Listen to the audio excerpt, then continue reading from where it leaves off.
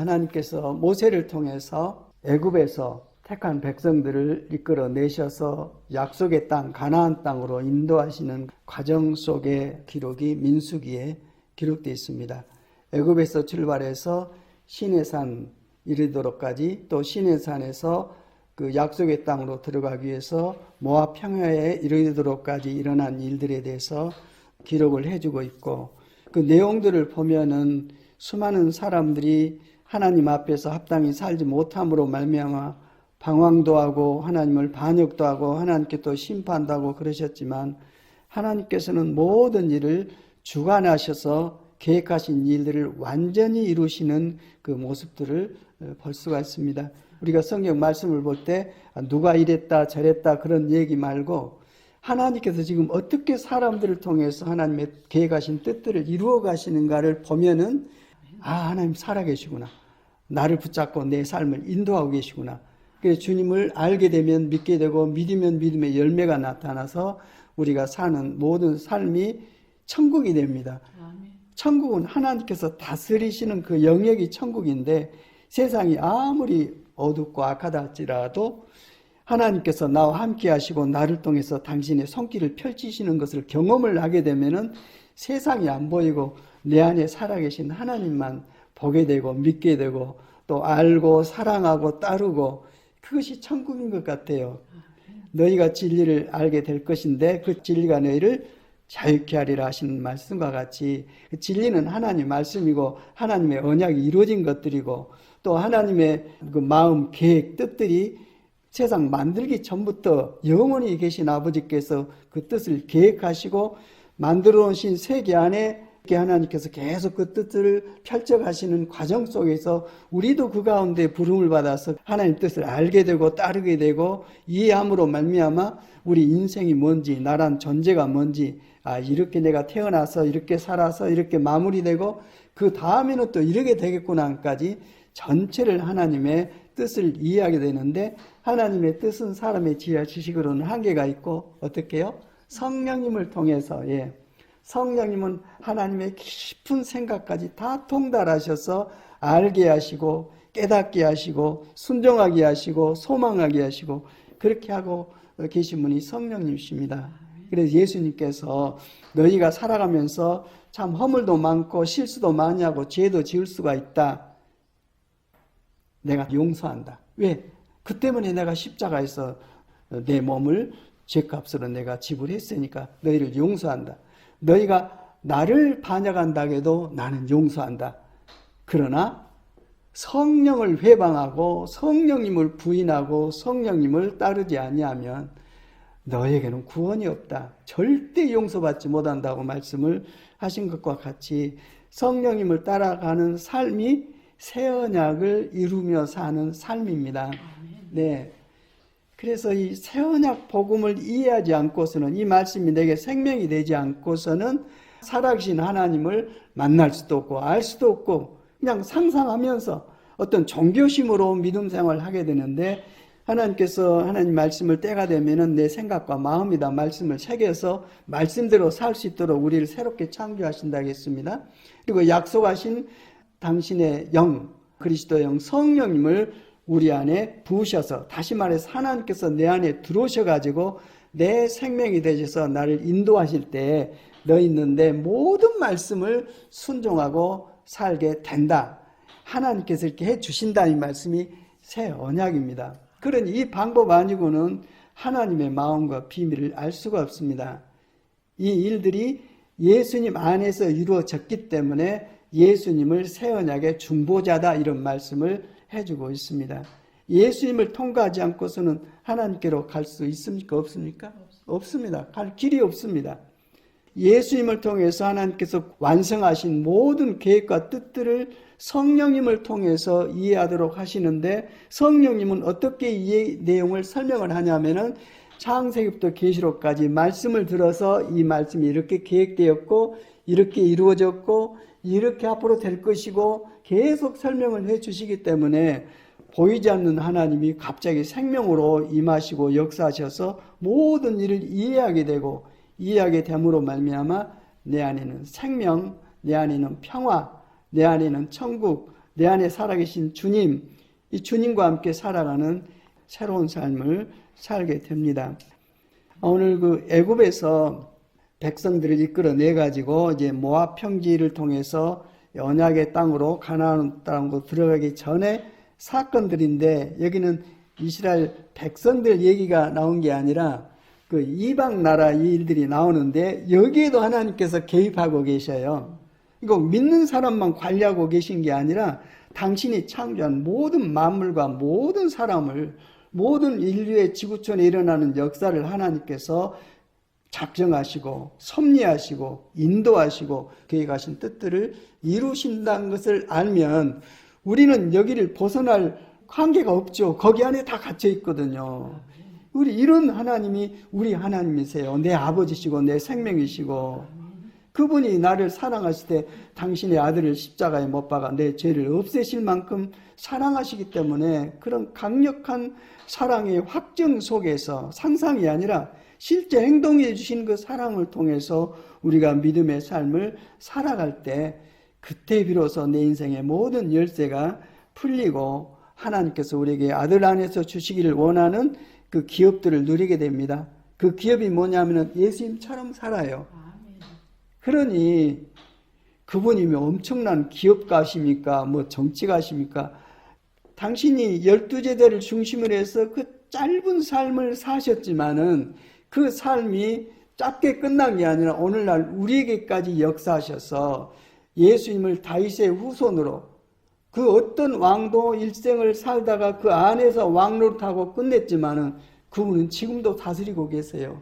그 왕자는 영원하시고 주님의 통치는 영원하시고 앞으로도 영원하시고, 그분이 우리를 다스리고 계시기 때문에 그분처럼 진실하시고 선하신 분이 없기 때문에 그분을 믿고 따를 때에 전지하신 전능하신 그분의 손길들이 나를 통해서 드러나지게 됩니다.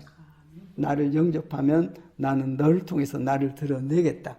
그 영광과 권능으로 너도 그 복을 누리고 산다. 이것이 주님께서 우리에게 약속하신 말씀입니다.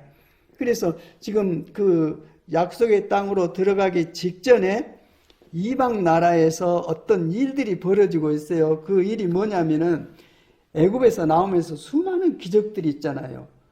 예, 원수들을 다 깨부수고 하나님의 나라를 확장하며 하나님의 계획들이 이루어지는 역사를 보고 이방 나라 사람들이 이 소식을 듣고 간담이 써내라는 거예요. 근데 지금 자기네 땅으로 오고 있다는 거예요. 얼마나 두렵고 떨리겠습니까? 그래서 이 문제를 어떻게 풀까 하고 머리를 쓰고 있는 사람이 있는데 발락이라는 왕이에요. 이 왕이 발람이라는 그 선지자에게 찾아가서 여기 와서 당신이 말하면 다 이루어진 것을 아니까 이 저 백성들을 좀 저주를 해달라 이 말이에요. 그걸 부탁하려고 일을 진행하는데 그 과정에서 일어난 일들이, 이 사건 속에도 그 일이 있어요. 인간은 허점투성이에요. 그럼 그 일을 통해서 하나님의 뜻들이 진행되는 것을 보면 내가 뭐 허물이 있고 문제가 있다고 해서 위축될 게 아니라 다 내놓고 그냥 주님과 함께 따라 살면은 주님의 뜻들이 완전히 이루어진다는 것을 이해를 하게 될 것입니다. 본문 말씀으로 들어가 봅시다. 민수기 21장 32절 보면은 모세가 계속 이방 땅들을 지배하고 또 악한 마음으로 지배한 게 아니라 우리 백성이 여기를 지나갈 테니까 길만 좀 터주시오. 그러면 당신 나라에 아무 손해도 끼치지 않고 그냥 지나만 가겠습니다. 허락해 주시오 하니까는 니들이 우리를 그렇게 무시한다고 해서 같이 전쟁을 벌이고 달라드는데, 모세가 싸운 게 아니라 지금 하나님이 싸우고 계세요. 그 어떻게 되겠어요? 완전히 박살이 나버렸죠. 예.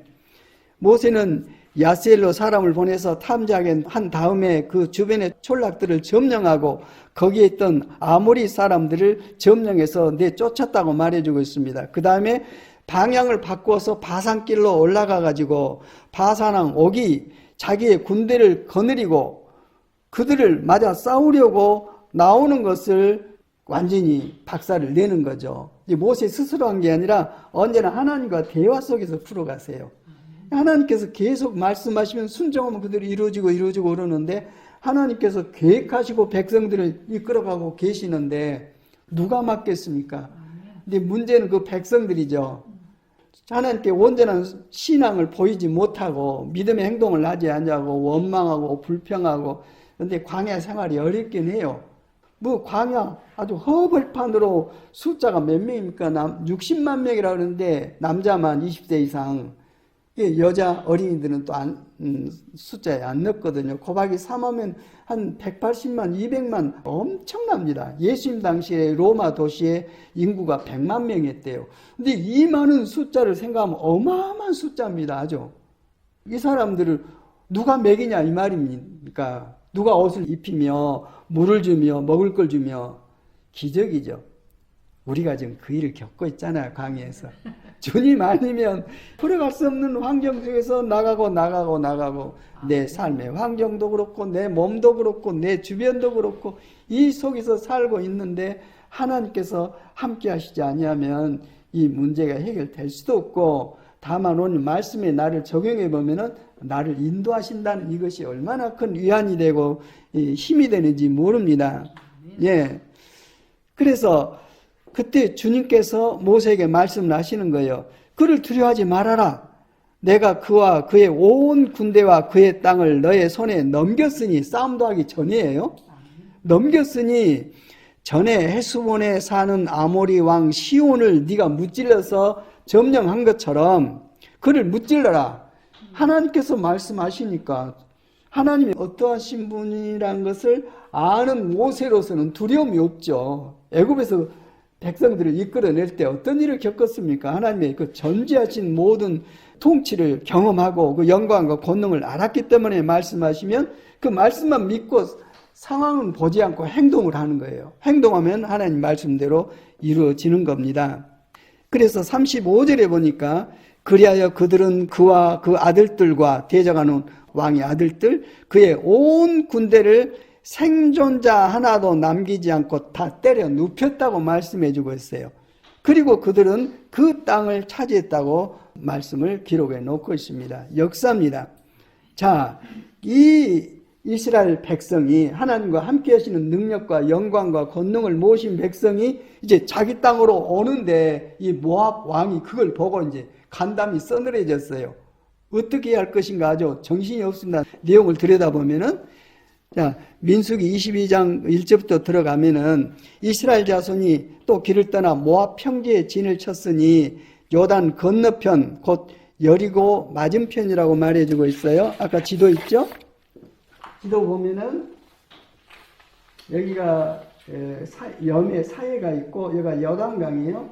요단강 보면은 건너편이 여리고 있습니다. 여리고 맞은편이 그 모압 평야가 있고요. 모압 발락이 거기서 이제 산에서 내려다보면서 발람에게 저주를 좀 해주라. 네 능력으로 저들을 좀 우리에게 오지 못하도록 막아달라고 그런 얘기를 하는 그런 상황이 벌어집니다. 거기 22장 1절 보면은 이스라엘 자손이 또 그 길을 떠나 모압 평지에 진을 쳤으니 요단 건너편 곧 여리고 맞은편이었더라. 그래서 2절 보니까 모압 왕 십볼의 아들 발락이, 그 왕 이름이 발락이에요. 이스라엘이 아모리인에게 행한 모든 일을 보았으므로 듣고 보았겠죠. 모압이 심히 두려워하였으니 이스라엘 백성이 많음으로 말미암아 이스라엘 자손 때문에 번민하더라. 그래가지고 미디안 장로들에게 이르되 이제 이 무리가 소가 밭에 풀을 뜯어 먹은 같이 우리 사방에 있는 것들을 다 뜯어 먹으리로다 하니 완전히 공포에 빠졌죠. 그때에 그가 사신을 부올의 아들 발람의 고향인 강가 부돌에 보내어 발람을 부르게 하여 이르되 보라 이 백성이 우리에게 오고 있는데 그들이 지면에 덮여서 우리 맞은편에 지금 있고 그들이 우리보다 강하니 내가 부탁한다면서 나를 위해서 이 백성을 저주해라. 내가 혹시 그들을 쳐서 이겨서 이 땅에서 몰아내리라. 내 힘으로는 이길 수 없다는 것을 이미 알고 기가 꺾였어요. 그래서 발람 당신이 저들을 저주하면 그대가 복을 비는 자는 복을 받고 저주하는 자는 저주를 받을 줄을 알고 있기 때문에 저주하면 내가 혹시 그래요. 자신감이 없어요. 혹시 그들을 쳐서 이겨서 이 땅에서 그들을 몰아낼 수 있을 것이다. 혹시 그러고 있어요. 혹시 자신이 없고 공포에 빠져 있고 어떻게 할지를 모르는데 이 방법, 그 영적인 이 방법이라도 써서 저들을 물리쳐야 되겠다는 그런 생각을 갖고 이제 7절에 보니까 읽겠습니다. 시작. 모압 장로들과 미디안 장로들이 손에 복채를 가지고 복채를 가지고 떠납니다. 발람에게 이르러 발락의 말을 그에게 전하며 발람이 그들에게 이르되 이 밤에 여기서 유숙하라. 여호와께서 내게 이르시는 대로 너희에게 대답하리라. 모압 귀족들이 발람에게서 유숙하니라 그랬어요. 그런데 9절에 읽겠습니다. 시작. 하나님이 발람에게 임하여 말씀하시되 너와 함께는 이 사람들이 누구냐 이미 다 알고 계시죠. 근데 지금 대화를 통해서 당신의 뜻을 전하고 있는 겁니다. 발람이 하나님께 아뢰되 모압 왕 십볼의 아들 발락이 내게 보낸 자들입니다. 이르기를 보라 애굽에서 나온 민족이 지면에 덮였으니 이제 와서 나를 위하여 그들을 저주하라.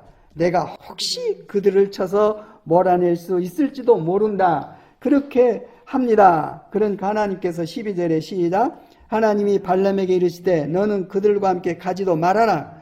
또 그 백성을 저주하지도 말아라. 왜냐하면 그들은 복을 받을 자들이니라. 당신의 백성이니까 복 받을 자들이죠. 그래서 13절에 발람이 아침에 일어나서 발락의 귀족들에게 가서 말합니다. 너희는 너희 땅으로 돌아가라. 여호와께서 내가 너희와 함께 가기를 허락하지 아니하신다 하고 전달합니다. 이제 모압 귀족들이 일어나서 왕에게 가서 말합니다. 발람이 우리와 함께 오기를 거절하더이다. 그러니까 그들보다 더 높은 고관들을 더 많이 다시 보냅니다. 그리고 그들이 발람에게로 나아가서 십볼의 아들 발락의 말씀이 아무것도 거리끼지 말고 내게로 오라. 내가 그들을 높여서 크게 존귀하게 하고 그대가 내게 말하는 것은 무엇이든지 시행하리다. 당신이 원하는 건 다 주겠다는 말입니다. 돈이든 명예든지 뭐든지 원하는 대로 다 해둘 테니까 부디 내게로 와서 나를 위하여 이 백성을 저주하라. 그렇게 말했던 것을 전합니다. 그대로 발람에게. 이름이 비슷하니까 잘 생각하세요. 발람은 선지자고 발락은 왕입니다. 그래서 발람이 발락의 신하들에게 대답하여 이르되 발락이 그 집에 가득한 은금을 내게 줄지라도 내가 능히 여호와 내 하나님의 말씀을 어겨서 덜하거나 더하지 못하겠노라. 그러면서 너희도 이 밤에 여기서 기다려라. 하나님은 이미 결정하셨어요. 가지 말라 그랬는데 나는 어떤 은금을 줘도 나는 가지 않겠다면서 기다리라. 이 말은 뭐 생각이 있어 지금 이 사람이. 우리를 빗대보세요. 우리를 빗대서 어떤 믿음의 행동을 해야 할 때 이런 상황이 벌어지면 내가 어떻게 할 건지. 그래서 19절 읽겠습니다. 시작. 그런즉 이제 너희도 이 밤에 여기서 유숙해라. 여호와께서 내게 무슨 말씀을 더 하실는지 알아보리라. 그래서 밤에 하나님이 발람에게 나타나셨습니다. 그 사람들이 너를 부르러 왔거든. 일어나 함께 가라. 그러나 내가 내게 이르는 말만 준행할지니라 그랬어요. 앞에는 분명히 가지 말라 하셨거든요. 근데 발람의 마음을 깨뜨려 보신 거예요. 막 가고 싶은 마음이 있어요. 가거라. 가거라 하시면서 가되 내가 네게 한 말만 해라. 그런 말씀을 합니다. 그래 21절 시작. 발람이 아침에 일어나서 자기 나귀의 안장을 지우고 모압 고관들과 함께 가니 그가 감으로 말미암아 하나님이 진노하심으로 하나님의 마음이 여기 나타나 있어요. 예. 그 행동을 보고 진노하심으로 여호와의 사자가 그를 막으려고 길에 섰다고 말씀해주고 있습니다. 그 다음 말씀 읽겠습니다. 발람은 자기 나귀를 탔고 그의 두 종은 그와 함께 있더니 두 종을 데리고 나귀를 타고 가고 있습니다. 지금 나귀가 보니까 눈앞에 여호와의 사자가 칼을 빼어 손에 들고 길에 딱 선 걸 보고 얼마나 놀랬겠어요. 그래서 이 나귀가 그 길을 가다가 길에서 벗어나서 밭으로 들어갔어요. 무서우니까. 그러니까 발람이 나귀가 길로 안 가고 밭으로 들어가니까 길로 나오라고 채찍질을 했어요. 나귀는 보고 있고 선지자라는 발람은 보지 못하고 있어요. 지금 24절 읽겠습니다. 그러니까 여호와의 사자는 포도원 사이 좁은 길에 섰고 좌우에는 담이 있더라. 나귀가 여호와의 사자를 보고 몸을 담에 대고 발람의 발을 그 담에 짓누름에 발람이 다시 채찍질하니 그랬어요. 길이 좁은데 여호와의 사자가 막고 있으니까 안 가려고 버티면서 이제 옆으로 담에다 미니까 나귀를 타고 있던 발람이 다리가 담에 밀려서 이제 아픈 거예요. 그러니까 이놈 나귀가 미쳤나 하고 또 채찍질을 또 한 거예요. 그러니까 26절 읽겠습니다. 시작. 여호와의 사자가 더 나아가서 좌우로 피할 데 없는 좁은 곳에 선지라. 나귀가 여호와의 사자를 보고 발람 밑에 엎드리니 땅에 엎드려버렸어요. 그러니까는 완전히 이제 말 안 듣는 나귀에 대해서 성질이 날대로 나가가지고 발람이 노하여 자기 지팡이로 나귀를 막 쳤어요. 때리니라. 그때에 여호와께서 하나님께서 나귀의 입을 열었어요. 사람이 못 알아들으니까 짐승의 입을 열어가지고 지금 상황을 설명하시는 거예요. 28절 시작. 여호와께서 나귀 입을 여시니 나귀가 뭐라 하냐면은 내가 당신에게 무엇을 했기에 나를 이같이 3번이나 때립니까? 하고 자기 주인한테 얘기한 거예요. 그러니까 발람이 나귀한테 뭐라 하냐면 네가 나를 거역에 했지 않냐? 네가 나를 거역해서 칼이 있었더라면 나는 너를 때릴 뿐만 아니라 칼로 너를 죽였을 것이다. 그런 얘기를 한 거예요. 그 다음에 30절 읽겠습니다. 시작. 나귀가 발람에게 이르되 나는 오늘날까지 당신의 일생 동안 탄 나귀가 아닙니까? 내가 언제 당신에게 이같이 하는 버릇이 있었습니까? 내가 언제 이렇게 했습니까? 그런 적이 없고 계속 순종하지 않았습니까? 하고 물어봤어요. 그러니까 대체 생각해보니까 없거든요. 없었다 하고 이제 발람이 얘기한 거예요. 그때에 31절 중요한 말씀이에요. 시작. 그때에 여호와께서 발람의 눈을 밝히시며 눈을 열으셨어요. 하나님께서 눈을 열어주셔야 상황이 보여요. 우리도 마찬가지입니다. 예, 그때야 발람이 보게 된 겁니다. 여호와의 사자가 손에 칼을 빼들고 길에 선 것을 보고 그가 머리를 숙이고 엎드리니 여호와의 사자가 그에게 이르되 너는 어찌하여 내 나귀를 이같이 3번 때렸느냐? 보라, 내 앞에서 내 길이 사악함으로 내가 너를 막으려고 나왔더니 나귀가 나를 보고 이같이 3번 돌이켜 내 앞에서 피하였느니라. 나귀가 만일 돌이켜 나를 피하지 아니하였더라면 내가 벌써 너를 죽이고 나귀는 살렸으리라. 그러니까 발람이 얘기합니다. 시작. 발람이 여호와의 사자에게 말하되 내가 범죄하였나이다. 당신이 나를 막으려고 길에 서신 줄을 내가 알지 못했습니다. 당신이 이를 기뻐하지 아니하시면 나는 돌아가겠습니다. 이제 하나님의 진짜 마음을 알게 되고 자기의 행동이 잘못됐다는 것을 사자에게 고백합니다. 그러니까 여호와의 사자가 발람에게 말씀을 합니다. 그 사람들과 함께 가라. 내가 내게 이르는 말만 말해라. 그래서 발람이 발락의 고관들과 함께 발락에게로 갔습니다. 가서 어떻게 했겠습니까? 그 말씀대로 그대로요. 저주하라 했는데 축복을 해요. 3번이나 뭐가 잘못됐는가 하고 다른 데 가서 쳐다보면 또 저주하라. 또 축복해요. 하나님의 말씀이 임하니까 그 말씀을 고백할 수밖에 없고 축복할 수밖에 없고 이 백성이 이렇게 될 것이다. 미래 예언까지 하면서 축복을 해줍니다. 그러니까 이 발락이 성질을 바짝 내면서 발람하고 충돌하고 발람은 돌아가고 이제 발락 왕은 그 어려운 지경에 빠게 되죠. 하나님의 계획입니다. 하나님의 택한 백성, 특히 우리에게 있어서는 예수 그리스도의 피값으로 우리를 구원해 놓으신 하나님의 사랑의 징표입니다. 우리를 그냥 놔두시겠습니까? 어려운 중에도 로마서 8장 보면은 그 어떤 환경에서도 그리스도 안에 있는 하나님의 사랑에서 우리를 빼앗을 자가 아무도 없다고 말씀해 주고 계십니다. 그 상황에 생명과 약속과 믿음이 우리 안에 임하여 계십니다. 예. 이 사람은 모르는데 짐승은 그 상황을 보고 있고, 로마서 8장 19절 보면은 피조물은 보고 있는데 사람이 또 그걸 못 보고 있어요. 말 못하는 저 식물도 하나님의 뜻들을 알고 있는데 사람은 그걸 모르고 있어요. 사람이 누굽니까? 납니다. 그러니까 만물이 썩어짐에 종노릇하며 사는 것은 하나님께서 그렇게 한 것인데, 이것은 우리를 다스려야 할 사람이 타락함으로 말미암아 생명을 줄 사람이 죽음을 주고 심판을 주고 죄를 더 씌우고, 그러니까 이 만물들이 편할 수가 없죠. 그래서 하나님의 자녀들이 회복이 되면 자기들도 회복된다는 것, 하나님의 자녀들이 누리는 영광을 누리게 된다는 것을 알고 자녀들이 나타나기를 기다리고 있다고 하고 있습니다.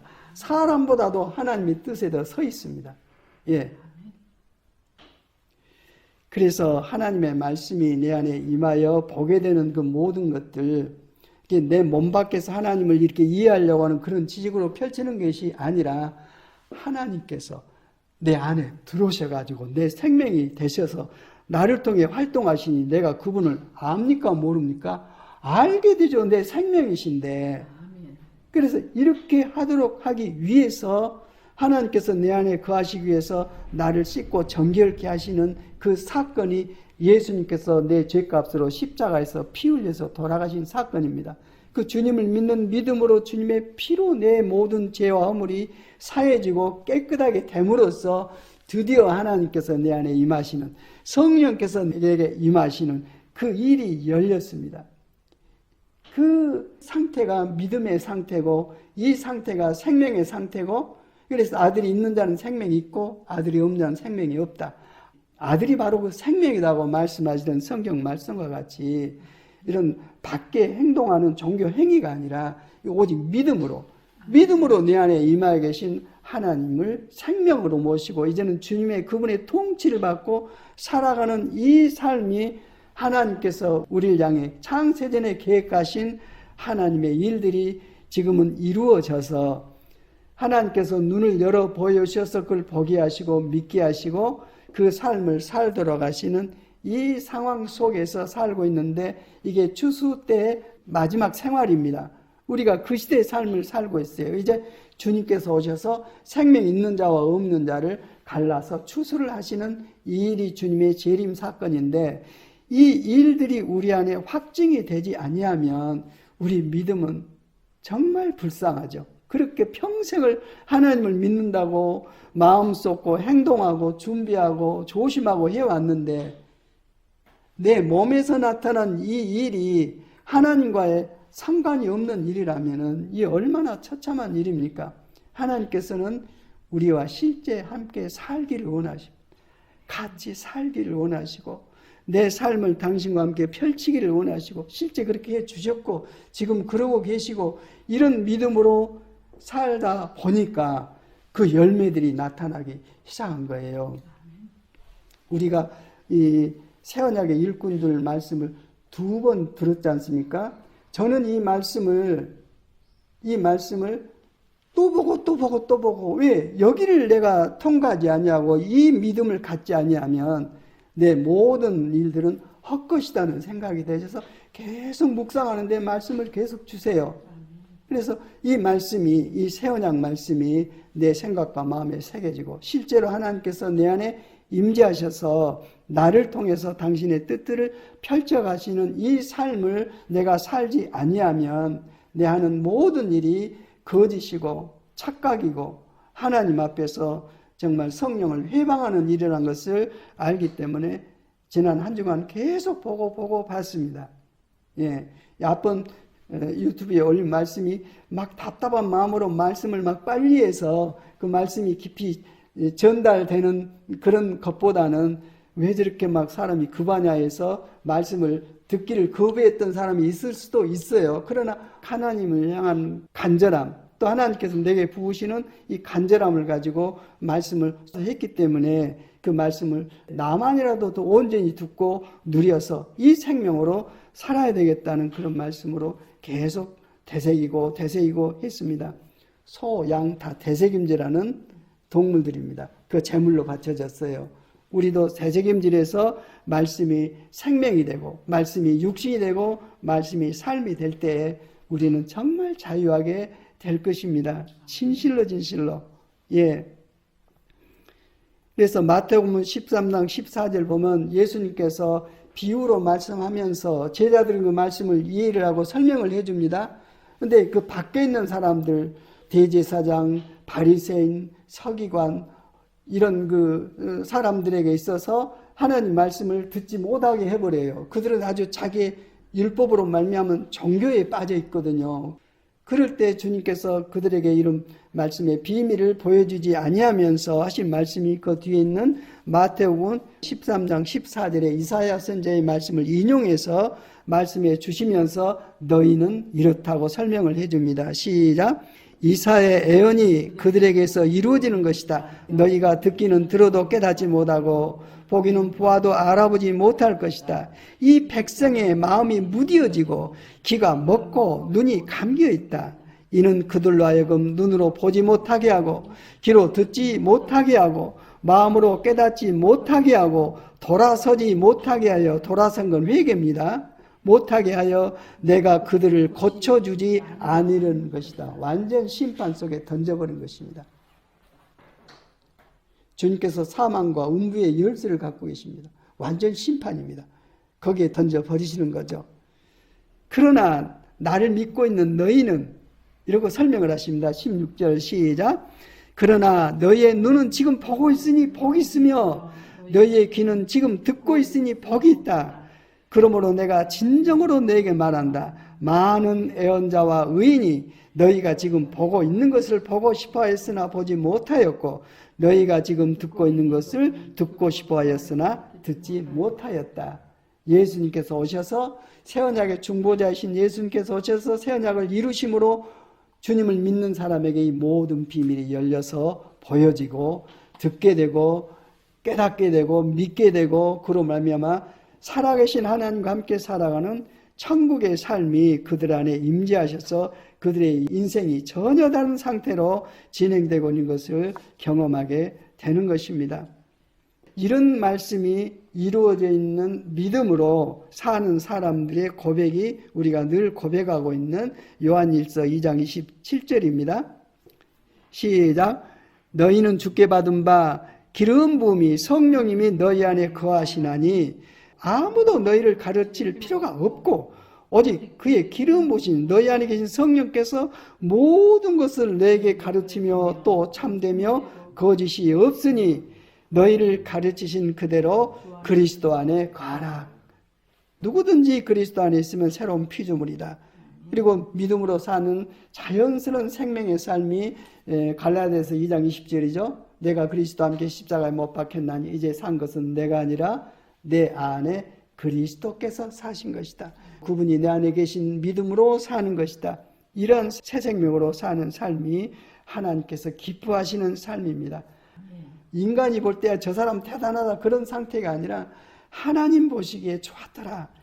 하나님 그리스도 아들 안에서 이루신 놀라우신 새 언약의 성취로 그 기업을 누리고 사는 사람들의 삶이 바로 우리들입니다. 이러한 믿음으로 우리가 더 담대해지고 완전해져서 이런 믿음의 행동을 하게 될 때에 하나님의 영광이 세상으로 드러나게 될 것입니다. 부족하기 짝이 없는 나를 통해서 드러나게 될 것입니다. 진실로 진실로 믿는 우리에게 주의해야 할 그 말씀이 뭐냐면 주님께서 하신 말씀이에요. 마태복음 12장 31절 마지막 말씀입니다. 시작. 그러므로 내가 너에게 말한다. 사람들이 무슨 죄를 짓든지 무슨 신성 모독적인 말을 하든지 그들은 용서받을 것이다. 용서하시겠다는 겁니다. 그러나 성령을 모독하고 해방하는 것은 용서를 받지 못할 것이다. 이 세상뿐만 아니라 오는 세상에서도 절대 용서받지 못한다. 구원이 없다고 말씀해주고 있습니다. 예.